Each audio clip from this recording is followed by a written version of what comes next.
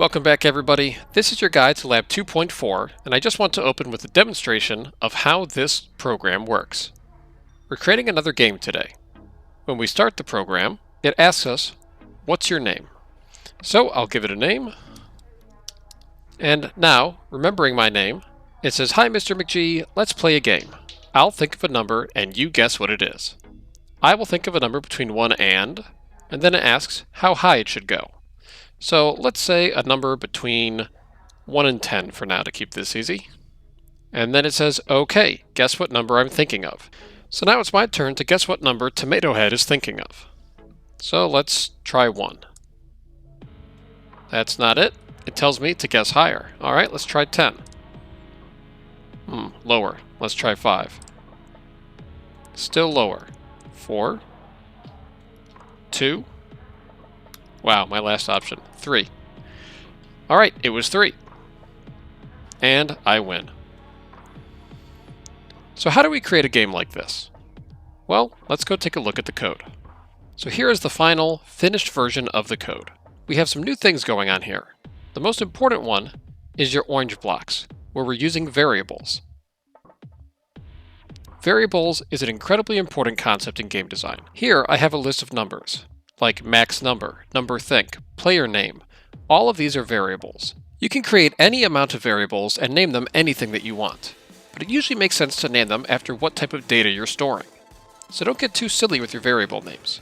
For example, one of the very first things that happens in my code is it asks for the player's name, and then it waits for an answer. Now after we get the answer, this time we do something new. We use a variable called player name to store that answer permanently. So every time that this character, Tomato Head, talks to us and wants to use our name, then when we're using an ask or a say block, we can put the player name variable right in there so he can use the saved name. If I were to turn on this player name variable, it says right there, player name Mr. McGee. If I were to play this again, and it asks for my name, if I were to say Frank, the player name variable has been overridden and is now known as Frank. And he says, hi, Frank. So that's the basics of how a variable works. If you're good with algebra, this should be an easy concept for you to get a hold of. Because variables, by their very nature, are subject to change. So just like the player name can change from Mr. McGee to Frank to Sally, variables in math, like x and y, can change based on the formula and the other inputs. Keep in mind, when you start this, you'll have no variables available. So you need to click on the Make Variable button to create a new variable. And this is how you give it a name, and then you just click OK. So for example, if I want to create a new variable named Mr. McGee, there it is. I don't know what I would do with this variable. So in fact, I'm going to go and delete the ones that are kind of useless and silly. Another new concept we're going to go over today is how to use randomness in game design. So we'll be creating a random number generator, often referred to in short as just RNG. So this is the finished, polished version of the code, and this is what happens when I start the game. But over here, I've created a simpler starter version of the code that we're going to get started with today. This I put on spacebar, but you can start this on your green flag if you want. So mine says when space, but feel free to put yours on when green flag. So let's look at the simpler version of my code. I'll start it by hitting spacebar. It asks for my name just the same. Now this time, he simply says, I'll think of a number and you guess it, and that it will be a number between 1 and 10. So I don't get the option to set how high he can go. In my finished version of this program, you can pick a number between 1 and 100 or 1 and 1,000 or whatever you set it to. But in the easier version, he just decides that we're playing between 1 and 10. So let's start by looking at how we would write this easier version of the code. So first we need a couple of control blocks. So if you're doing this, feel free to bring out the when green flag clicked. And then we're going to use a broadcast message. Now I already have game over and game start. To get these, you will need to click on this little arrow on your broadcast message and then click new, and then type in game start or game over. But this is at the beginning of our program, so this is where you want to put game start. The reason for this will become clear in a little bit. Next, let's get our sprite, or in my case, Tomato Head, interacting with us by having him ask a question, just like we did last week. So we'll go to our sensing and bring out an ask and wait. And we can leave the default setting here of what's your name. So you don't even need to type anything there. Pretty easy so far. Now it's time to start working with our variables. So we're going to our orange category. Bring out this set block. Now, a very common mistake is people will confuse the set block with the change block, and these can respond in very different ways. So make sure that you're using set right now. So bringing out set, when I click on this, I see the variable that I want, which is player name. You, again, won't see that until you come up here, click on Make Variable, and then type in player name. Again, technically you could name this anything, but I'm naming it something relevant to the data that it's storing. And I am storing the data that the player will be inputting as their player name. So we are going to set the player name, not to a number, but to the answer. So we will go to Sensing and bring out our answer block. So instead of just memorizing this answer until it gets a new answer, it will take this answer and memorize it as the player name variable, and it can use that for the rest of the program. Now here, we're going to do something a little interesting, so pay close attention. We'll be going to our purple looks category and bringing out a say 4 seconds block. Now we've used this before, but we wanted to use our player name while it's talking to us. So you could bring out the player name variable and just drop it in here, but then it would just say the player's name and nothing else, which isn't exactly what we want. We want it to say a sentence with our name included in it. So we need to go to Operators and bring out a new block called Join. So here it says Join Hello World. You can see my example up here. It says hi and then player name.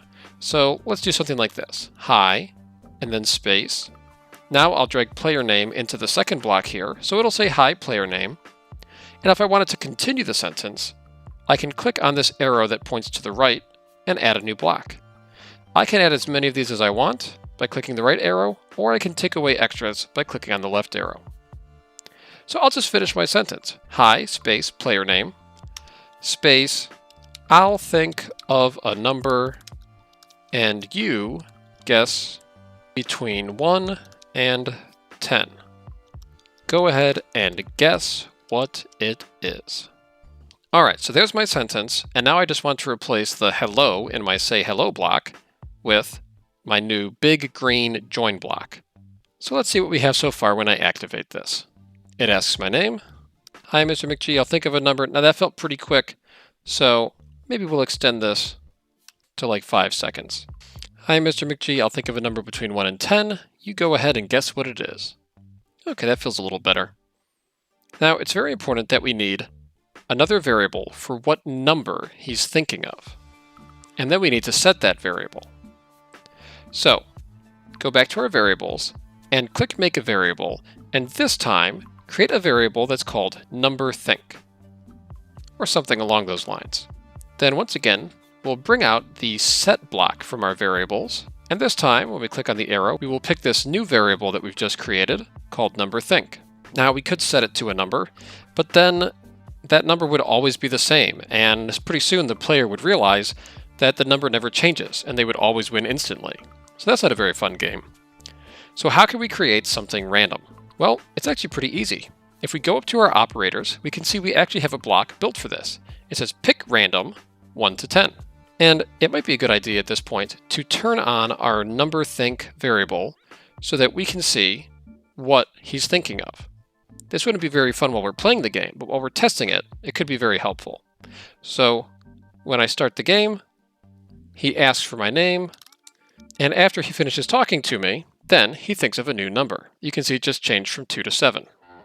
Now let's jump ahead to what feels like the next right step, is we need him to ask us what the answer is, and then give us a chance to give him the answer. So we'll go back to Sensing and bring out an ask and wait. I'll add to this one something like, go ahead and guess what number I am thinking of. And he will wait for us to give him an answer. But we also need him to be able to check whether or not that answer is right. So we're going to give him a conditional if-else statement. So using this if-else statement, we will check if the answer is right, and then we'll end the game. If the answer is wrong, he'll ask us to try again. So let's see how we do this. Well, first we'll need an operator because we need to compare the number that he's thinking of, with our guess. So our guess will be temporarily stored as the current answer.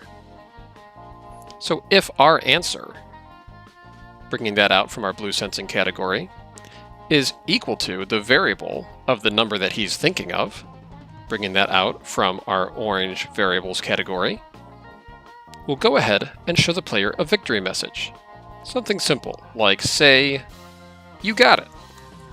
So let's give this a test. Okay, we can see that the number that he's thinking of is 1. So let's give it the right answer and see what happens. Alright, he says you got it, and then the program is over. Let's try this again, under different circumstances. We can see that the answer is 4, so I'm going to guess the wrong answer and see what happens. Well, the program just kind of ends without a victory message, or another chance, or even a game over. Really nothing happens. It's not very satisfying. So let's fix that. So if we get it wrong, he'll be a little apologetic and then give us another chance. So I'm bringing out a save for seconds block again and putting this in my else category.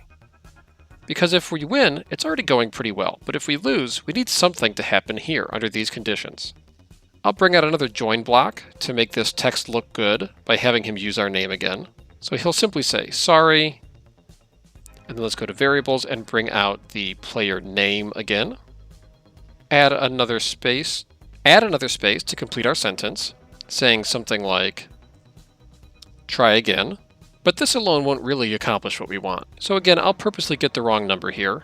It's 7, I'm guessing 1. He says, sorry, try again. But then the program just ends. So we want to put this in a loop.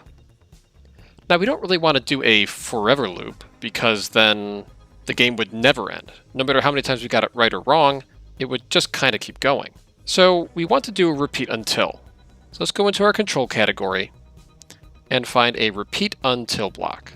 And we are going to put this ask and everything below the ask inside of this repeat until, and then reattach it. Now, repeat until what? Well, this is why we created the game start broadcast at the beginning. So at this point, let's go ahead and bring out a new broadcast block. And I'm going to attach this underneath our victory condition of you got it right.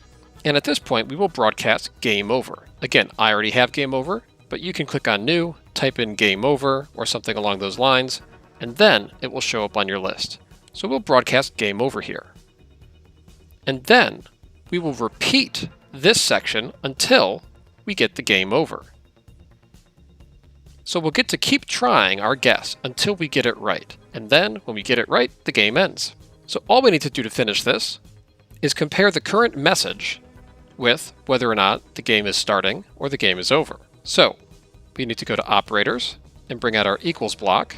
Then we'll bring out this message block right here and put this on the left side of our equals. And we will compare this to, and we have to type this in exactly how you typed in the name of your variable. So game space over with a capital G and a capital O is how I created mine. If your name is a little bit different, that's okay. Just make sure that the message that you're typing in here is equal to the message that's being broadcast right here. So as long as whatever you type here is identical to what is typed right here, this will work. Let's give it another test. What's your name? Think of a number between 1 and 10. All right, so let's try a wrong answer first. Right now the number he's thinking of is 3. I'll put in 1. Sorry, try again. I still have my ability to answer here, so this looks like it's working. If I put in 3 and hit enter, he says you got it, and then the program is over. So that's all that you need to do for today, is this code right here.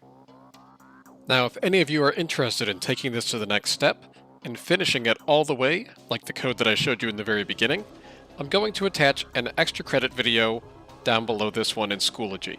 So, you don't have to do it, but if you're interested in learning more and want to get some extra credit points, I suggest you check it out. So that's all for this week, guys. Make sure that when you're done with this, you save it, and then go to Save As, select it, click Share, hit Yes, and then copy and paste this link into the comments on Schoology so that we can all see what we've been working on. Alright guys, until next time, good luck and have fun.